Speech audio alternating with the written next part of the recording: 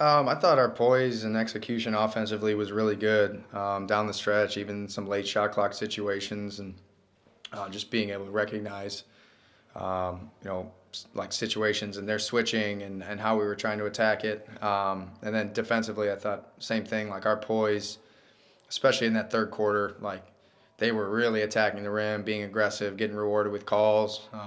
Some were there, some I disagreed with, but uh, just to stay the course. Like, I mean, as frustrated as I was, like our guys on the court, like, obviously an initial reaction, but we're able to like move forward, move on, get to the next possession, come down, and execute versus their switching. And it's for us, like it was a 39-point quarter with a bunch of that coming at the free throw line for them. But, we didn't offensively because we executed, we made some shots, but like we were getting open looks, slipping out against their switching, and they had problems kind of guarding our open corner pick and roll with like different iterations of who's screening and who's slipping, and the order where it just kept kind of rolling through it, and ends up being just a 4-point difference on the third quarter instead of a massive one. And then again late, like I thought we got it up to 15, 14, 15. JD came out of timeout, missed a free throw to like really push it, but we were at the free throw line a bit.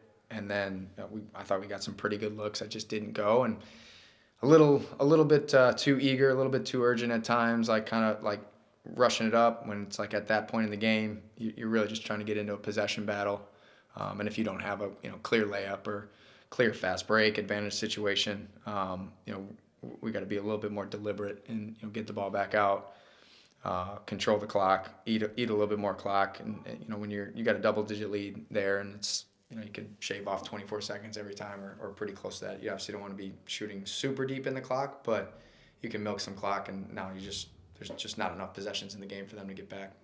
I think, yeah, a lot of that is probably just like maturity and experience and recognition. Like that's pretty inherent in the G League. Just guys playing fast and understanding, for 44 minutes, we really want to play that way, and like that last 4, maybe 4 plus, depending on where the game is at. You want to be a little bit more deliberate. It's just you're trying to milk clock while also not put yourself under duress, like at the end of a shot clock and taking like very low percentage shots that tend to end up in fast break situations for them. So it's a balance, and for us, like as we grow and learn, hopefully just get better at that. We shot it really well, which helps a ton. Just kind of like loosens things up for him in the paint, and like he was able to find guys early. It was something we saw in film. Just felt like he could get a piece of the paint against some switches and crossing the red, and even against touch, and like they were going to shift in against our bigs. I thought that was a big piece. Like we didn't play as good as Brandon Slater was at small ball 5 the other night. We didn't play much of it. We played a couple minutes in the first half. Went to it early in the second, didn't like it. They were getting to the rim, and we didn't have any rim protection in the game. And so, having our bigs out there, our spacing was a little bit better, where he's able to get into the paint after pick and rolls, and they're shooting around him. So he was spraying it out, and then just you make shots, and now they're a little bit more urgent or aware to stick with shooters or get out to shooters, and the paint just opened up that much more. I thought he finished a lot better. Got a few more to go, and really for him, like the shooting 3, like he had a couple pocket threes there, shots that he turned down on Friday night. That just changes the complexion of like how they're switching and like where their pickup points are on them, how aggressive they are switching onto the ball, which gives him the ability to attack. Friday was a lot of soft pickup points, a lot of soft switches, and like the right read for him is to step into that pocket and shoot it. He did it today, and another element for him in terms of like the threat of that creating an advantage for him. Like a super quiet 30, I thought. When I looked, I was shocked, but they got into him a ton. They're obviously really familiar with his game, and so on Friday, like they pressured him a ton. They were pushing out catches, so tried to get him, involved in actions as like the screener and slipping, and where he can still, he's a really really really smart player, where he can read the game in those situations and playoff closeouts instead of being a primary handler in pick and roll. And not that he's not capable of doing that, he's done a really good job for us, but against the red in particular, and then just getting him in kind of more backside actions where he's like the second side handler, and like he's able to get to his right hand and get downhill. So, a lot of for him spacing, really shot it with confidence, was on balance. Had a couple big threes there late in the third quarter when we rolled with him for the full quarter. But I thought he rebounded really well. Not that has anything to do with his points, but I thought he was really, really, really good on the boards. This past week. Yeah, I mean, just speak to his growth. Like really, from after the showcase, coming back from the break to the regular season, like he's just made some really, really huge strides on both ends of the court. With his mindset being to focus on defense and offensively keeping things simple. He's done a tremendous job with his closeout reads, his shot. Shooting it with confidence, shooting it on balance, and now like with him shooting it that well. He's been able to attack closeouts and drive and really working on his left hand and getting into the paint. And probably the area I'm most proud of all of it for him is like his passing. It's like he's really made some really good strides, and just recognizing shift and rotation and rim reads to find guys on the perimeter when he can't go finish. So an opportunity for him to get with Boston. They're a little banged up. They've been banged up here and there, to provide some depth, but then also a really cool opportunity for him to go on the road. They're going through Texas. He's from Dallas, so be able to, for his family to come see him, for him to see his family.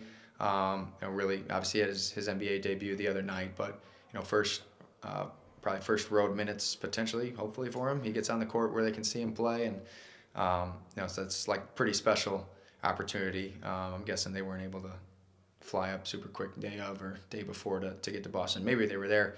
We all were. It was pretty cool. But for the rest of the group, I mean, Tony's like just kind of our kind of safety blanket.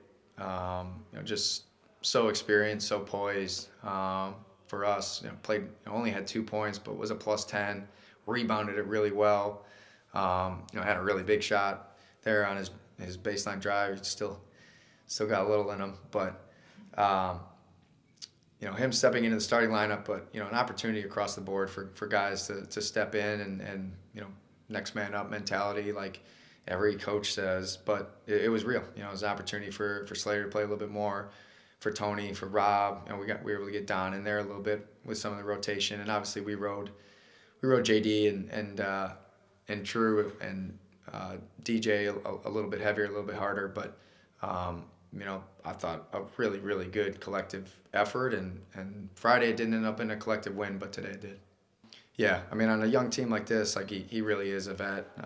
He's seen a bunch. He's played, for multiple organizations, and I thought like defensively, like his toughness, his scrappiness, like he was really good on the ball, in pick and roll, keeping guys in front. Like he's always good on the glass on both ends. Like he had 7 rebounds, for a 2-guard who's not really known. He's not super big. He's not super athletic. He's not super long. Like just really physical. Great nose for the ball. Able to read shots and rebounds and wedge himself in there. And then offensively, he's like so slippery. And I think it might have been a free throw rebound that he got there in the first half. Could be, but like ended up getting free throws. Like he just makes winning plays. He's a winning player.